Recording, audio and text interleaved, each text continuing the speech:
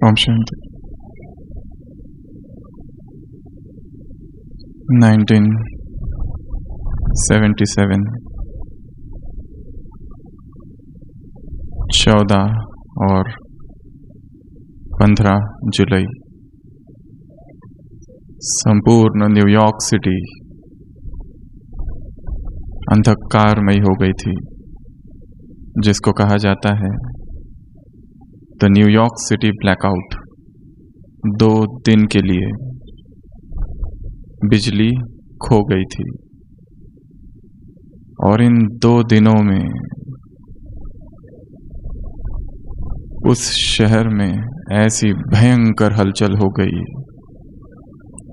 चहुओं ओर अंधकार ही अंधकार छा गया। जो मनुष्य ने नहीं सोचा था वो 2 दिन में हो गया। लिफ्ट्स बंद हो गई, ट्रेनें बंद हो गई। जो व्यक्ति 100वीं मंजिल पर ऊपर था वो वहीं रह गया, क्योंकि सीढ़ियों से आने की आदत न थी। चोरियां हुई, लूटमार हुई, सारा शहर अंधकार में डूब गया था। लगभग 400 लोगों को बाद में पकड़ा गया, 400 या 4000 तक। $30 करोड़ का नुकसान हो गया 2 दिनों में। बाद में 1 हफ्ते के बाद चर्च के एक बहुत प्रसिद्ध पादरी ने, एक फादर ने चर्च में एक अनाउंसमेंट की थी that we are without God now, जैसे कि भगवान ही खो गया। इतनी हलचल हो गई 2 दिन जब इलेक्ट्रिसिटी नहीं थी, तो कि पूरे इतिहास में ऐसा कभी हुआ नहीं होगा। एक शहर जो जगमगाता है और अचानक अंधकार आ जाता है, तो क्या क्या हो गया, कितना नुकसान। उसी तरह जब आत्मा की नगरी में अंधकार छा जाता है, तब क्या क्या होता होगा। जब बाह्य अंधकार छा जाता है तो कितनी हलचल आ जाती है।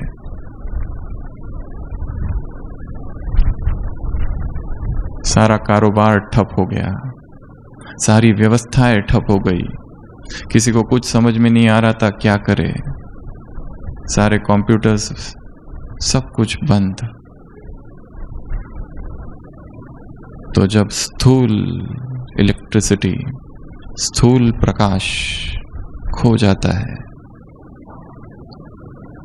तो कैसी हलचल हो जाती है। उसी प्रकार यदि अलौकिक प्रकाश, यदि अलौकिक आलोक चेतना की नगरी में खो जाए, तो कैसा अंधकार छा जाएगा। और ऐसा ही ब्राह्मण जीवन में एक अंधकार है, जिसे कहा जाता है अकेलापन। अकेला अकेला महसूस करना। अकेलेपन के बहुत प्रकार गिनाते हैं। सभी लोगों के बीच है पर कोई मित्र नहीं, सभी लोगों के बीच है पर कोई पूछने वाला नहीं। नया स्थान है, नए स्थान का अंधकार। सभी लोगों के बीच है पर किसी से आत्मीय प्रेम नहीं, सभी लोगों के बीच है पर कोई परवाह नहीं करता। अकेलापन, लोनलीनेस। भाषा में 2 शब्द है, एक है अकेलापन और दूसरा है एकांत। एक है लोनलीनेस, एक है सॉलिट्यूड। शब्दकोश कहता है दोनों का अर्थ एक ही है, अकेले होने की अवस्था, परंतु अध्यात्म कुछ और कहता है। अकेलापन दुख की अवस्था है और एकांत आनंद की अवस्था है। अकेलापन जैसे शाप है, एकांत वरदान है। अकेलापन अर्थात कोई चाहिए पर है नहीं, रिक्तता है, खालीपन है, एक उदासी है, एक दुख है, एक फ्रस्ट्रेशन है, एक सॉरो है, और एकांत आनंद की अवस्था है। दोनों ही अवस्थाओं में व्यक्ति अकेला है। स्थूल रूप से आसपास कोई भी नहीं, परंतु फिर भी एकांत अमृत है, एकांत वरदान है, जिसमें किसी और की आवश्यकता ही नहीं है। आत्मा स्वयं ही इतनी फुल है, भरी हुई है, भरपूर है।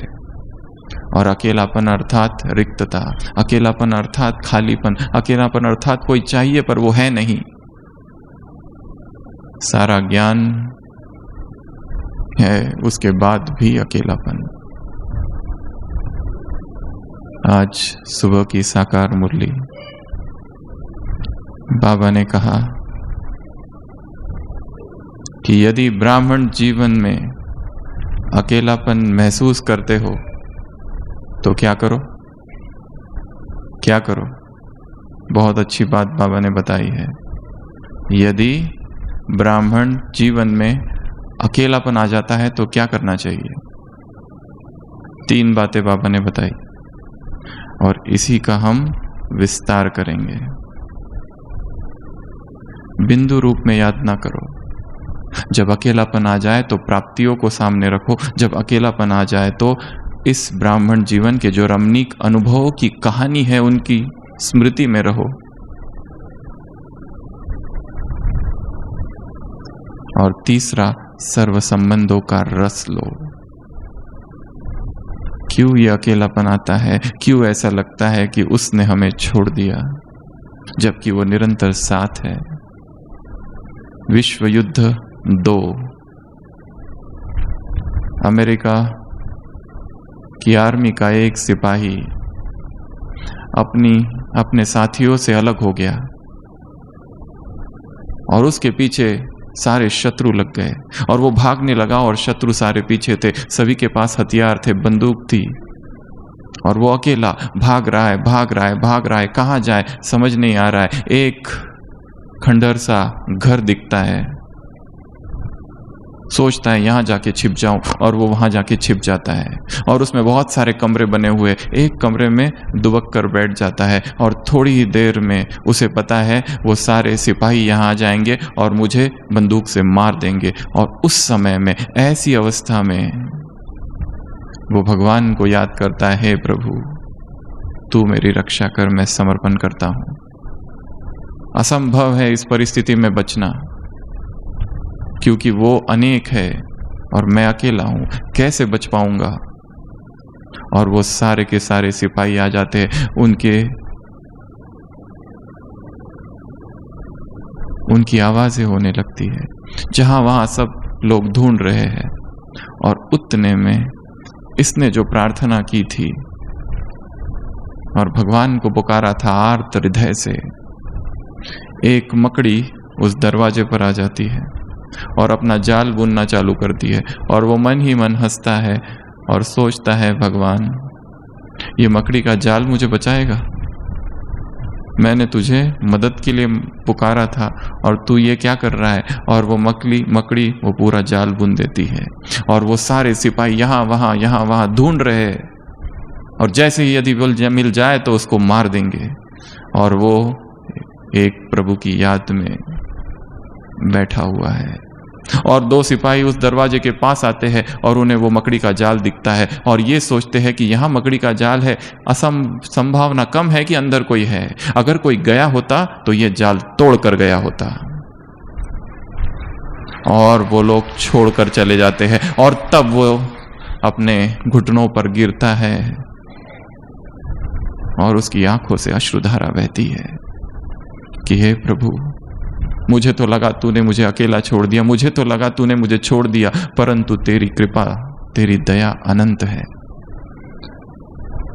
हम समझ नहीं पाते वो किस तरह काम करता है, हम समझ नहीं पाते किस तरह वो हमारी मदद करता है, हम समझ नहीं पाते किस तरह वो हमारे जीवन के प्रत्येक क्षण में, प्रत्येक समय हमारे साथ साथ चल रहा है। उसकी वो अदृश्य मदद हमें दिखाई नहीं देती, पर इसका अर्थ ये नहीं कि वो हमारे साथ नहीं है। मैं हर पल तुम्हारे साथ हूं, फिर भी अकेलापन क्यों, फिर ये उदासी क्यों? और जो हृदय अकेला हो जाता है वो इस अकेलेपन को, इस रिक्तता को भरना चाहता है और ये दिखाना चाहता है कि मेरे अंदर अकेलापन नहीं है। और भरने के साधन क्या क्या है? तो भरता है वो मनोरंजन से, संसार के मनोरंजन से, संसार के गीतों से और संसार की बातों से, और भरता है वो भोजन से, और भरता है वो ब्लेम गेम से, इस पर आरोप उस पर आरोप, और भरता है वो सुख सुविधाओं से, ताकि वो रिक्तता दिखाई ना दे, पर अंदर रिक्तता है। और ये भूल जाता है कि आत्मा की प्यास अनंत की है और अनंत की प्यास केवल अनंत ही बुझाएगा।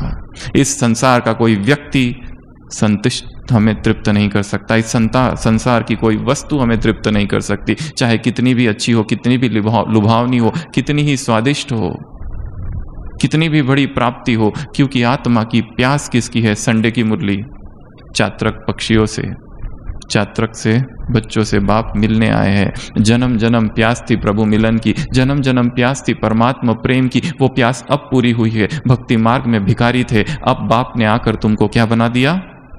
अधिकारी। प्रभु प्रेम की प्यास, सारी की सारी मुरली प्रभु प्रेम पर है। इस प्रभु प्रेम के अतिरिक्त तो किसी भी व्यक्ति का प्रेम आत्मा को तृप्त नहीं कर सकता, ना कभी भर सकता।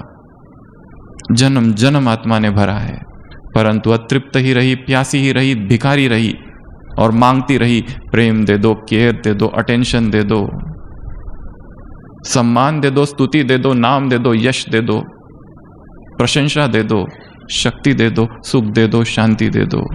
मिला कुछ भी नहीं। अब भगवान आया है।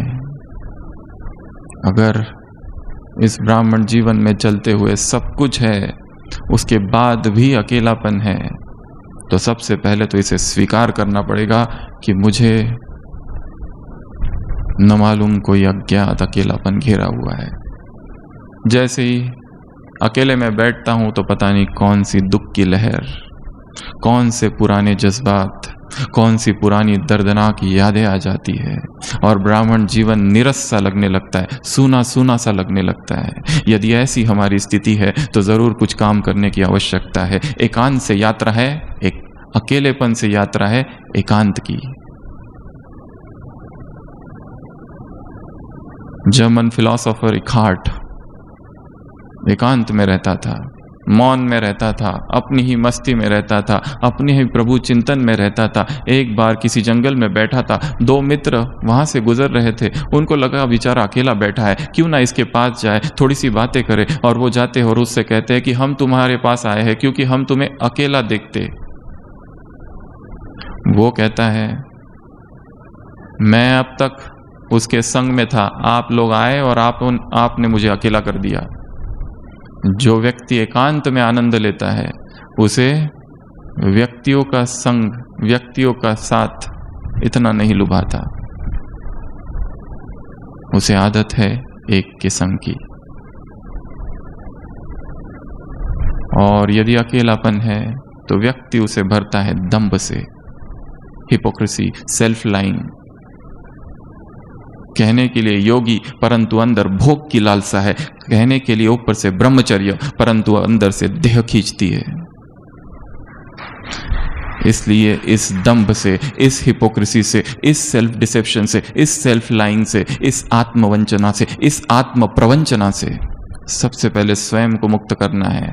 कि जो 69 की एक अव्यक्त वाणी है जिसमें बाबा ने कहा है खौफनाक वो है जो अंदर से कुछ है और बाहर से कुछ है, जो दिखा कुछ और रहा है अंदर से है कुछ। व्यक्ति का चरित्र वो है जब वो एकांत में बंद कमरे में बैठा हुआ है और क्या कर रहा है, कौन से विचार उसके मन में चल रहे हैं, कितनी सच्चाई उसके हृदय में है, क्या वो वही है जो संसार को दिखाता है या कुछ और।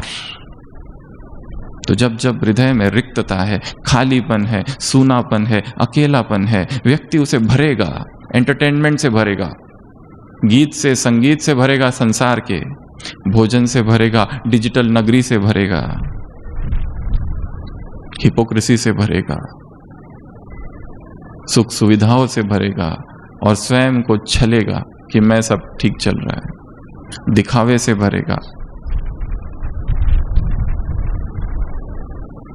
पहले तो इससे स्वयं को मुक्त करना है और स्वीकार करना है, हाँ है ये अकेलापन, पता नहीं क्यों है, परंतु अब मुझे इसको भरना है। किससे भरना है उसकी चर्चा हम करेंगे। बाबा ने 3 बातें बताई आज। पहला, प्राप्तियों को सामने रखो। इससे भी अधिक चिंतनीय विषय है ये सोचना कि ब्राह्मण, एक तो ये सोचना है ब्राह्मण जीवन में हमने क्या क्या पाया, दूसरा ये सोचना कि क्या ऐसी भी कोई वस्तु है सुखी जीवन के लिए जो मेरे पास नहीं है। उत्तर होगा ऐसा कुछ भी नहीं है, सब कुछ मेरे पास है। ये भी चिंतन की एक दूसरी धारा है। जो जो सुखी होने के लिए चाहिए बाबा ने वो सब कुछ मुझे दे दिया है, अब मुझे और क्या चाहिए। और चिंतन एकांत में किया जाता है और चिंतन मौन में किया जाता है। एकांत में बैठकर मुझे क्या क्या मिला है, फिर भी अतृप्ति क्यों।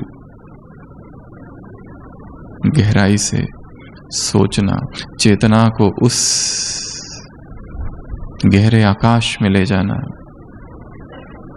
और वहां बैठ के सारे दृश्य को देखना, अपने जीवन को देखना, अपने जीवन में हो रही घटनाओं को देखना।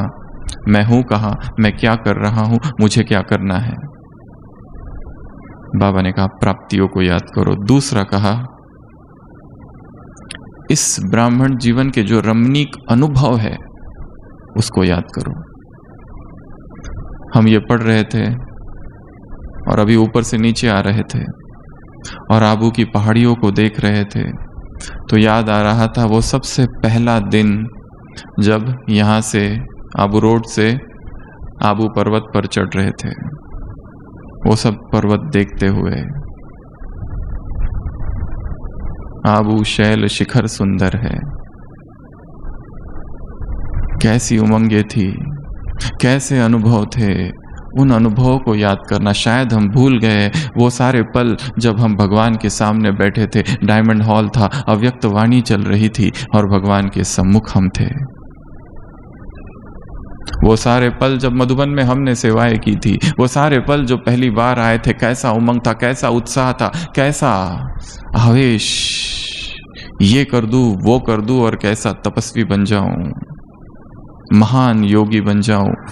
और जीवन की इस कड़वाहट ने शायद उसको भुला दिया। जैसे ही कोई ज्ञान में आ जाता है कवि जैसा बन जाता है, उसका दिल गाने लगता है, लिखने लगता है, क्या क्या उमंगे उत्पन्न होती है हृदय में। और जैसे जैसे आगे बढ़ता है सब बदल जाता है। जैसे एक छोटा सा बच्चा दूर पढ़ने बोर्डिंग स्कूल में जाता है और वहां से अपनी मम्मी को चित्र, एक लेटर लिखता है। वो लिखता है, मम्मी पहले दिन जब मैं यहाँ आया सब अपरिचित थे, दूसरे दिन सब मेरे दोस्त बन गए और तीसरे दिन अब मेरे सब शत्रु हैं। ये उसकी कहानी है छोटे बच्चे की, 3 दिन की। पहले दिन सब अननोन थे, कोई भी जानता नहीं था मैं, दूसरे दिन सब मेरे मित्र बन गए और आज तीसरे दिन सभी दुश्मन हैं। ये जीवन की कहानी है। बाबा ने कहा उन रमणीक अनुभवों को याद करो। और विजुअलाइजेशन में बहुत पावर है। देखना आंखों के सामने वो सारे दृश्य जो मधुबन में सेवाएं की थी, दादियों से टोली ली थी, दादियों से ब्लेसिंग कार्ड लिया था, भगवान से मिले थे, सेवाएं की थी, वो ब्रह्मा भोजन कैसे खाया था, वो पहली पहली सेवा जो हमने की थी और कैसी खुशी हुई थी, और जो पहला पहला कोर्स हमने कराया था किसी आत्मा का और किसी आत्मा की सेवा की थी, कितनी अंदर से खुशी थी। वो सारे रमणीक अनुभवों को याद करो तो ये जो रिक्तता है, ये जो खालीपन है, ये जो अकेलापन है, ये जो एकांगीपन है, ये जो लोनलीनेस है, ये समाप्त होगी, नहीं तो ये लोनलीनेस रहेगी, खाएगी अंदर ही अंदर। दूसरी बात बाबा ने बताई, इन अनुभवों को याद करो, खो जाओ उन अनुभवों में। तीसरा, सर्व संबंधों का रस। एक से सर्व संबंधों का रस लेना है। दुनिया वालों से सारे संबंध जोड़े। संडे की मुरली क्या कर दिया इस दिल को उन्होंने, कितने टुकड़े किए? 1000 नहीं, ज्यादा किए। कोई यहां गिरा, कोई वहां। आंसू रुक नहीं रहे, कोई यहां गिरा, कोई वहां। आशाओं के तिनकों से स्वप्न का महल बनाया, कोई यहां गिरा, कोई वहां। मनुष्यों से बहुत प्यार कर लिया, अब समय है प्रभु से प्रेम करने का। देहधारियों से बहुत आसक्ति रख ली, अब समय है उससे सर्व रसों का अनुभव करना, सर्व रसों का।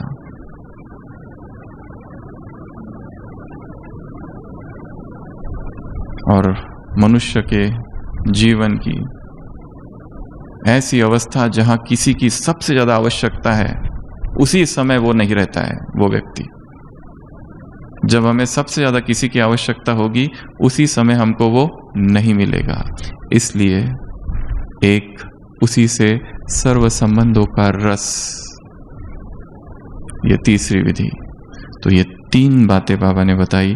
अगर अकेलापन लगे तो ये 3 बातें करो। अब उसके आगे हम कुछ बातें देखेंगे। चौथी, नवीनता। अकेलापन क्यों आ गया है? क्योंकि वही सब कुछ चल रहा है। ज्ञान में नवीनता, योग में नवीनता और सेवाओं में नवीनता। ज्ञान में कौन सी नवीनता? चिंतन की धारा की नवीनता लानी है।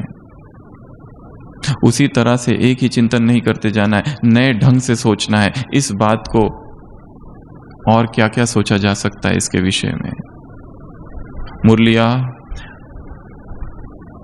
वो महाभारत में दिखाया है। श्री कृष्ण सांदीपानी के आश्रम में, वहां परशुराम आते हैं और उससे कहते हैं, लीलाएं बहुत कर ली, माखन बहुत खा लिया, रास बहुत रचा ली, अब वो करो जो करने आए थे। मुरलिया बहुत पढ़ ली, मुरलिया बहुत लिख ली, क्लासेस भी बहुत अटेंड कर ली, अब वो करो जो करने आए थे। और वो करने का काम है ज्ञान का गहन चिंतन, ज्ञान की गहराई में जाना, एक एक शब्द की गहराई में जाना। भगवान ने क्या कहा, क्या उसके महावाक्य थे, कितना उन महावाक्यों से हमारा प्रेम है, कितने वो वाक्य हमारे अंतर मन में, मानस पटल में छप गए हैं। लास्ट सीजन की कोई एक मुरली थी अव्यक्त बाबा के द्वारा, जिसमें बाबा ने कहा था, बाप जो सुनाते हैं बच्चों के दिल में छप जाता है। और बच्चे क्या कहते हैं? We don't think so. भगवान कहता है कि मैं जो तुमको सुनाता हूं तुम्हारे दिल में छप जाता है। क्या वास्तव में छप जाता है? अगर छपता होता तो शायद ब्राह्मण बनने के बाद, इतना श्रेष्ठ जीवन प्राप्त होने के बाद, हिसाब किताब का गहन ज्ञान मिलने के बाद दुखी ना होते। यदि अंतर मन में सूक्ष्म दुख छिपा है, अर्थात ज्ञान को समझा नहीं है। इसके लिए मुरली का गहन चिंतन। और कितनी रमणीक बातें उसमें आती है। जैसे आज ही की मुरली में बाबा ने कहा, मेरा क्या दोष जो मुझे काला बना दिया। होगा जरूर कोई काला जिसने बनाया, खुद ही काला होगा जो मुझे भी काला बना दिया। तो उसमें रमणीक बातें भी आती है। ये ज्ञान अटपटा, खटपटा और चटपटा है। तो उस ज्ञान की गहराई में जाना, उस ज्ञान की नवीनता, एक ही मुरली को अलग अलग ढंग से चिंतन करना, टाइम देना पड़ेगा। वो सारा टाइम जो व्यर्थ में जा रहा है, वो सारा टाइम जो डिजिटल नगरी की अननोन, अनचाही, अज्ञात गलियों में बीत रहा है, वहां से निकलकर मुरली पर आना पड़ेगा, समय देना पड़ेगा, एकांत में जाना पड़ेगा। ये जो भीड़ है, इस भीड़ से निकलकर अंतर्मन की यात्रा। नवीनता किस में? नवीनता ज्ञान में। फिर योग में नवीनता, हर दिन नया योग हो। जो अमृत वेला आज किया, कल का अमृत वेला उससे कुछ और हो। नुमाशाम का योग कुछ और हो, उसमें कुछ नई बातें हो, कुछ नए योग के प्रयोग हो, और वो प्रयोग हमें ही करने पड़ेंगे और वो मुरलियों से निकालने हैं। इसके लिए स्टूडेंट लाइफ में स्टूडेंट का सबसे पहला काम है स्टडी। दिन रात पढ़ते रहते हैं अच्छे स्टूडेंट्स, नई नई बातें ग्रहण करते रहते हैं। और हमने ये देखा है कि कई आत्माओं का पढ़ना ही छूट गया है। हमारे पास इतनी सारी मैगजीन्स है, इतनी सारी किताबें हैं यज्ञ की, अव्यक्त वाणियाँ है, साकार मुरलियाँ, पुरानी साकार मुरलियों का अध्ययन करने में एक अनूठा रस है, क्योंकि हमने सुनी हुई है।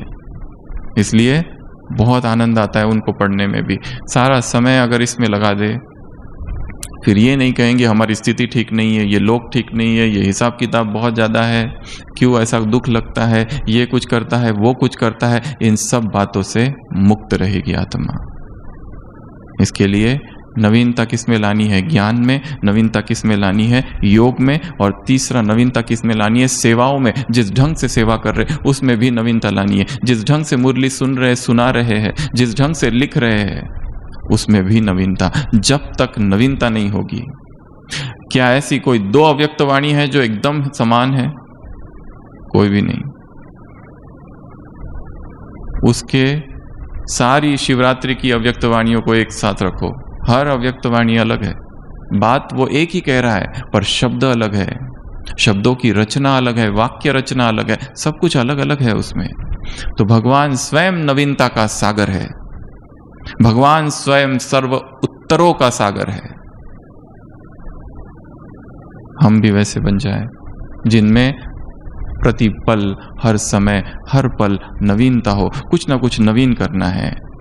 हर दिन की शुरुआत ऐसे हो, आँख खोली, आज मैं क्या नवीन करूं, ज्ञान में क्या नवीन धारण करूं, योग में क्या नवीन धारण करूं, लिखने में क्या नवीन धारण करूं। हृदय कवि का हृदय जैसा होता है वैसे हो जाए, जो कि सब जगह नवीनता ढूंढता है। उसकी आंखें वो देखती है जो बाकी आंखें नहीं देख सकती। संसार में कहा जाता है 3 प्रकार के कवि होते हैं। एक वो कवि तुकबंदी, यहां से शब्द उठाते, वहां से शब्द उठाते और कविता तैयार, यहां से चोरी, इधर से चोरी, उधर से चोरी, और कोई कविता तैयार, कोई किताब तैयार। ये एक पहले प्रकार के कवि है, जिनके पास भाषा का ज्ञान है, अलंकार का ज्ञान है, मात्रा का ज्ञान है। एक वो। दूसरे वो होते हैं थोड़े से इनसे ऊपर, सुमित्रानंद पंत, महादेवी, थोड़े से ऊपर, जिन्होंने उस सौंदर्य को सुना है, उस माधुर्य की टेस्ट ली है, उस संगीत को जिन्होंने सुना है, पर ये बहुत ऊंचे, पहले से तो बहुत ऊंचे है। ऐसी कुछ कविताएं संसार में है। और तीसरे कवि होते हैं जिनके पास भाषा का कोई ज्ञान नहीं। वो होते हैं प्रेमी, वो होते हैं भगत, वो होते हैं संत, जिन्होंने संगीतज्ञ को देख लिया है। दूसरे जो है उन्होंने संगीत को सुना है। ये 3 प्रकार के कवि है। और हम कौन से प्रकार के कवि हैं? एक चौथे प्रकार के कवि है, जो संगीतज्ञ के साथ ही रहते हैं, जिसका वो संगीत है, वो परमात्मा, उसी के साथ रहते हैं। हम सर्वश्रेष्ठ कवि है उस रीति से। तो नवीनता लानी है, तभी ये अंदर का अकेलापन जो है वो जाएगा। उसके बाद दिनचर्या में 2-3 चीजें करनी है। एक, बाबा को बार बार आह्वान, बाबा का आह्वान करना है, बाबा आ जाओ। बाबा का बार बार शुक्रिया, छोटी छोटी बात के लिए धन्यवाद, ताकि ऐसा ना हो कि 9 बजे तक हम बाबा से जुड़े हैं, जैसे ही सेवा क्षेत्र में गए उसको भूल गए और फिर शाम को उसकी याद आई। दिनचर्या में सारा दिन उससे जुड़े रहने की विधि है, उसको बार बार बुलाना, उसका बार बार धन्यवाद करना, उससे बीच बीच में बात करना। जैसे दोपहर हो गई कि बाबा से कहना, बाबा अब तक सब ठीक चल रहा है, अभी तक कोई गड़बड़ नहीं हुई है। अभी तक वाणी संयमित है, सभ्य है, शुभ है, मीठी है।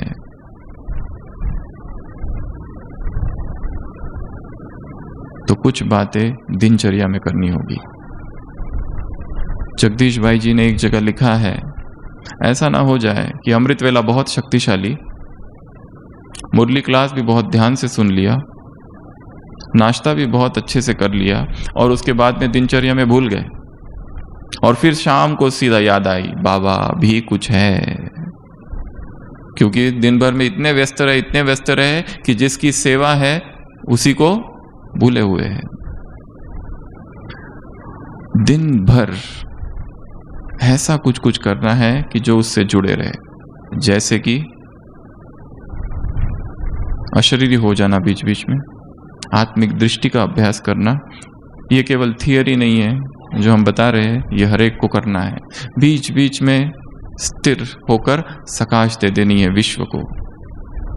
और सकाश की एक विधि 1-2 दिन पहले हम अमृत वेला कर रहे थे, अचानक जैसे हम कहेंगे प्रकट हो गई कि मैं इस संसार का केंद्र हूं। क्या संकल्प से चालू करना है? ये सृष्टि का मैं केंद्र हूं, यहां पर मैं हूं और मुझ में शिव बाबा की सारी शक्तियां किरणें आ रही है। मेरे बाहर एक सर्कल है और वो सर्कल है मधुबन। एक वर्तुल है, वो वर्तुल बना है मधुबन का, जिसमें पांडव भवन है, जिसमें ज्ञान सरोवर है, जिसमें पीस पार्क है, जिसमें म्यूजियम है, जिसमें हॉस्पिटल है, जिसमें आबू निवासी है, जिसमें शांतिवन है, जिसमें तपोवन है, जिसमें सोलर है, जिसमें मनमोहिनी कॉम्प्लेक्स है, जिसमें गार्डन है, जिसमें नदी है, जिसमें सब कुछ है। मधुबन और मधुबन निवासी सारे, मुझ आत्मा से पवित्रता की सारी शक्तियां इस वर्तुल में जा रही है, सभी मधुबन निवासियों को। उसके बाहर और एक दूसरा वर्तुल है, विश्व के जितने सेवा केंद्र है वो सारे गोल, और मुझ आत्मा से ऐसी शक्तियां जा रही है कि एक एक सेवा केंद्र निर्विघ्न हो रहा है। एक एक सेवा केंद्र में संपूर्ण प्यूरिटी के वाइब्रेशंस आ रहे हैं, जरा भी लेश मात्र भी अपवित्रता नहीं। सारे सेवा केंद्र विश्व भर के जितने बाबा के मिनी मधुबन है, सब निर्विघ्न हो रहे हैं।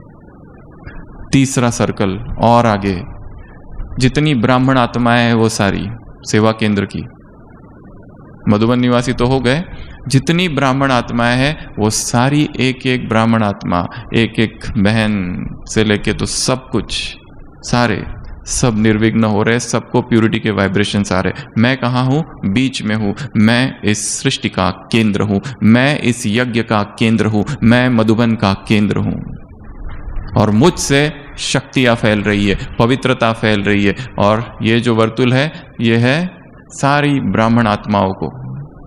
उसके आगे और एक वर्तुल है, संसार की आत्माएं, धर्म सत्ता, विज्ञान सत्ता, सारी सत्ताएं।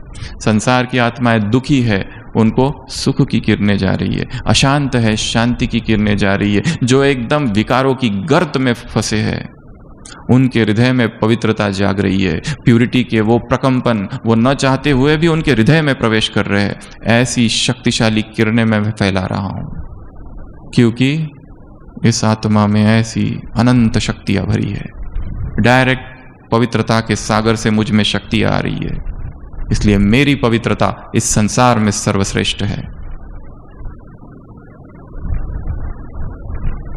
और उसके बाहर और एक वर्तुल है, उसमें कौन होगा?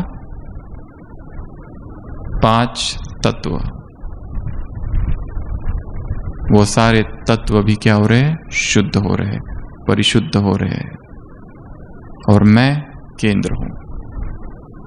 मुझे इस संसार के एक एक कण को पावन बनाना है। मुझे इस संसार की एक एक आत्मा को पवित्रता का दान देना है। यही मेरी सबसे बड़ी सेवा है। तो सारे दिन भर में नए नए कुछ ना कुछ प्रयोग करते रहना, तो ये अंदर का खालीपन मिटेगा, नहीं तो नहीं मिटेगा। अगली विधि है स्वयं से बातें करना। अपने आप से बातें करना। दिनचर्या में 3 बातें होनी चाहिए, लिख के रखनी है। 1 स्वयं से बातें, दूसरा बाबा से बातें, तीसरा मुरली का चिंतन। एक भी दिन हमारा ऐसा न जाए कि जिसमें हमने ये 3 चीजें नहीं की है। बीच बीच में बाबा से बातें करते ना, अपने आप से बातें करना और मुरली का गहन चिंतन करना। अगर मुरली का चिंतन नहीं करते हैं तो बुद्धि अपने आप व्यर्थ में चली जाती है, यहाँ वहां की बातें में चली जाती है। वो क्या कर रहा है, वो क्या कर रहा है, इसने क्या किया, उसने क्या किया, पर चिंतन प्रदर्शन में डूब जाती है। और जितना मैं दूसरों को देखता हूं मेरी ऊर्जा कम होती है। मुझे अपनी ऊर्जा का ध्यान रखना है। मेरी कोई भी ऊर्जा, संकल्प की ऊर्जा, बोल की ऊर्जा, शारीरिक ऊर्जा नष्ट, समय की ऊर्जा नष्ट ना हो। अपने आप को ही जगाना है। इस संसार में मेरा सबसे बड़ा दोस्त मैं खुद हूं। इस संसार में मेरा सबसे बड़ा दुश्मन भी मैं खुद ही हूं। मुझे ही स्वयं को उठाना है, मुझे ही स्वयं को जगाना है। कब तक सोया रहूंगा? अब समय है पुरुषार्थ का, अब समय है जागरण का, अब समय है फिर से अपने कर्तव्य को याद करना। एक अव्यक्त वाणी है, मधुबन निवासियों से मुलाकात, बाबा के महावाक्य इन्वर्टेड कॉमा। तुमको अधिकार ज्यादा याद रहते हैं, कर्तव्य कम। क्या कहा बाबा ने? तुमको अधिकार ज्यादा याद रहते और कर्तव्य कम। कर्तव्य भूले हुए हो। क्या कर्तव्य है तुम्हारे? कितने महान कार्य करने हैं। अगर इतना सारा मुझे करना है तो मैं क्या कर रहा हूं? यदि मैं खुद ही दुख में हूं, खुद ही अकेलेपन में हूं, खुद ही मेरे अंदर रिक्तता है और खालीपन है, तो संसार का रिक्तपन और संसार की खालीपन मैं कैसे दूर करूंगा? मुझे अपने आप को भरना है, अकंठ भरना है, प्रभु प्रेम से भरना है, ईश्वरीय ज्ञान से भरना है, ईश्वरीय नशे से भरना है। किसी साकार मुरली में बाबा ने कहा था, तुमको कितना नशा रहना चाहिए? तुम्हारे दिमाग की नस फट जानी चाहिए, इतना नशा तुमको रहना चाहिए। इतना तुमको नशा रहना चाहिए। और हमें कितना है? बहुत कम है। क्यों कम है? क्योंकि ज्ञान और योग छोड़कर दूसरी बातों में चले गए, इसको देखने में चले गए। ये क्या करता है, वो क्या करता है, इसने क्या किया, उसने क्या किया। सेवाओं के विस्तार में ऐसे खो गए हैं, ये भूल ही गए कि उसने सेवा तो एक खिलौना मात्र हमको दिया है बिजी रखने के लिए। पर अंतिम जो परीक्षा होगी वो 1 सेकंड की होगी। इसके लिए तपस्वी बनना है। कुछ दिन पहले मुरली में था, इस शरीर से तुम्हारा जरा भी लगाव नहीं, लव नहीं होना चाहिए। कितना हमने स्वयं को जीता है, कितनी अपनी आंतरिक इच्छाएं, तृष्णाएं और वासनाओं को जीता है। यदि इस ब्राह्मण जीवन में चलते चलते खालीपन है तो एकांत में जाना है, मौन में जाना है और क्या करना है? स्वयं से बातें करना है। हे मेरे मन, तुझे क्या चाहिए? ये सब कुछ मिला है इतना अच्छा, फिर भी तू रिक्त क्यों? सच्ची दिल से अपने आप से बातें करना है। बाबा ने कहा संडे की मुरली में, परमात्मा प्रेम तूफान को तोहफा बना देगा, मुश्किल को आसान कर देगा। यदि आसान नहीं हो रहा है तो प्रेम की कमी है अंदर। बाबा के लिए जितना प्यार चाहिए वो थोड़ा शायद कम है। कैसे इस प्रेम को बढ़ा दूं? कैसे, क्या मैं करूं? अपने आप से बातें। तो अगली विधि है अपने आप से बात करना। उसके बाद जो खालीपन है उसको भरना है। पढ़ना और लिखना, ये 2 चीजें, रीडिंग और राइटिंग। रोज कुछ ना कुछ नया पढ़ना है। नया अर्थात अव्यक्त वाणी।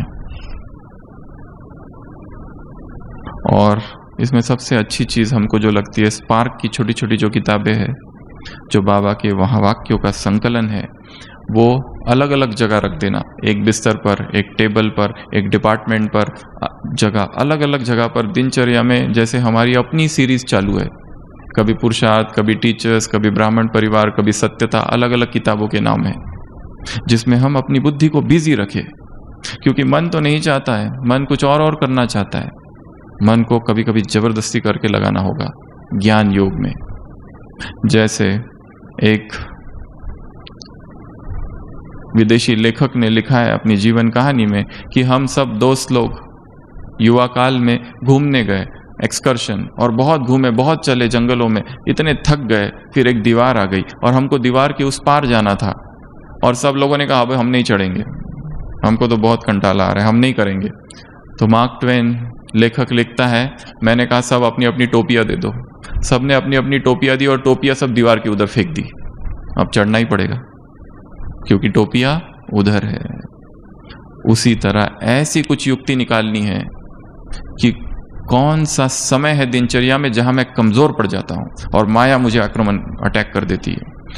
रात को सोने का वो समय है, बहुत कर यही रहता है। भक्ति मार्ग में कहावत है, निशाचर जो होते हैं राक्षस, उनकी शक्तियां रात में बढ़ जाती है, इसीलिए उनको निशाचर कहते हैं। ये जो रात का समय है वहां माया आती है बहुतों को, सोने के पहले समय। इसके लिए इस समय को ठीक ठाक करना है। और सबसे बड़ी माया सोने से पहले कौन सी? मोबाइल।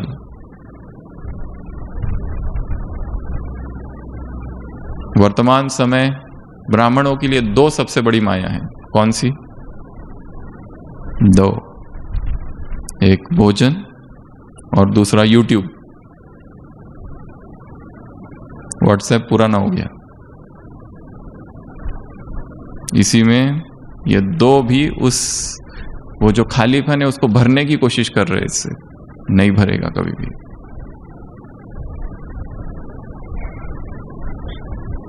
ना बहुत ऊंच ना बहुत नीच, आज की मुरली में साधारण। कहीं पर भी स्वयं को फंसाना नहीं है, किसी भी संबंध में स्वयं को फंसाना नहीं है, कहीं पर भी नहीं।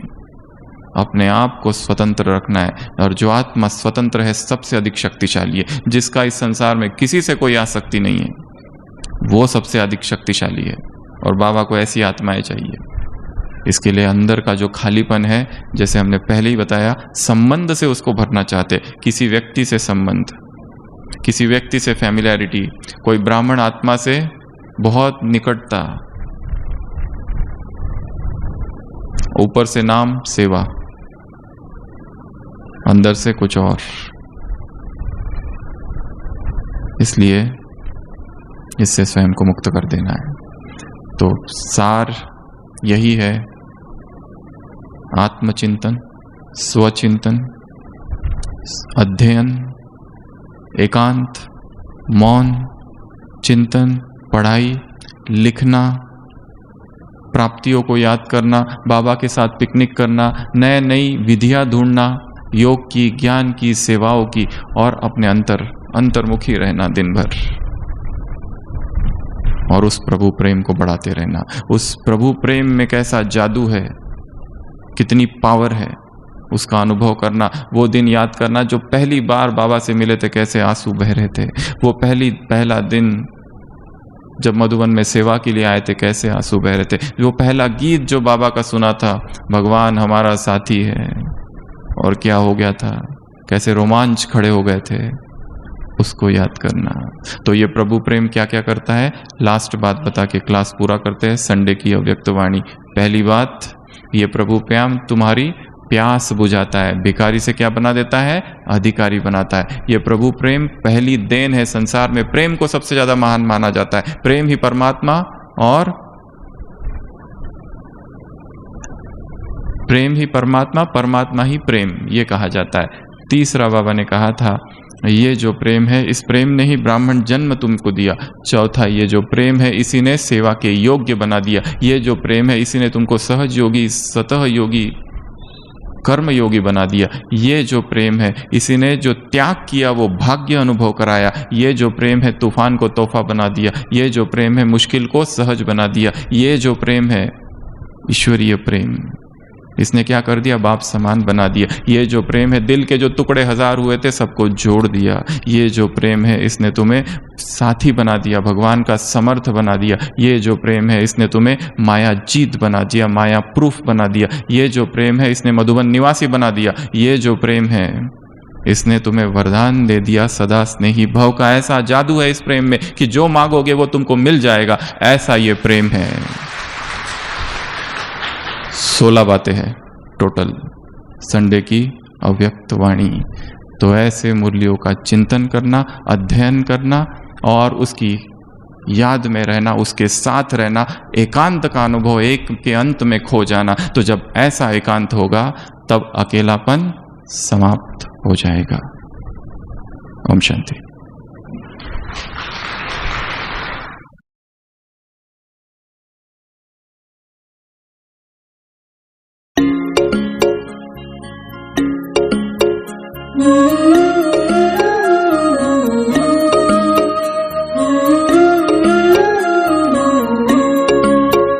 मेरे संग संग चलते हैं बाबा, मेरे संग संग चलते हैं बाबा, मेरे संग संग चलते हैं बाबा, मेरे संग संग चलते हैं बाबा। जैसे गगन में चाँद चलता है उनकी किरणों की छाया में दिल हर पल रहता है।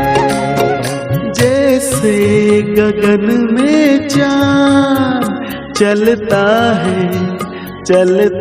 है उनकी किरणों की छाया में दिल हर पल रहता है। मेरे संग संग चलते हैं बाबा, मेरे संग संग चलते हैं बाबा, मेरे संग संग चलते हैं बाबा, मेरे संग संग चलते हैं बाबा।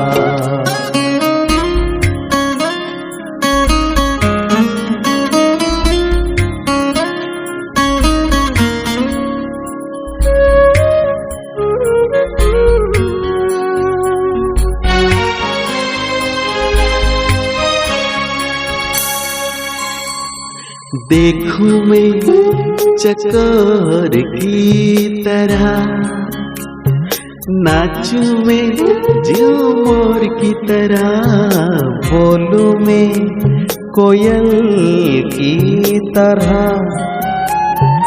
गाऊं मैं बुलबुल की तरह। मेरा मन बहलाते हैं बाबा, मेरा मन बहलाते हैं बाबा। जैसे सुरों में सरगम बजता है। मेरे संग संग चलते हैं बाबा, मेरे संग संग चलते हैं बाबा,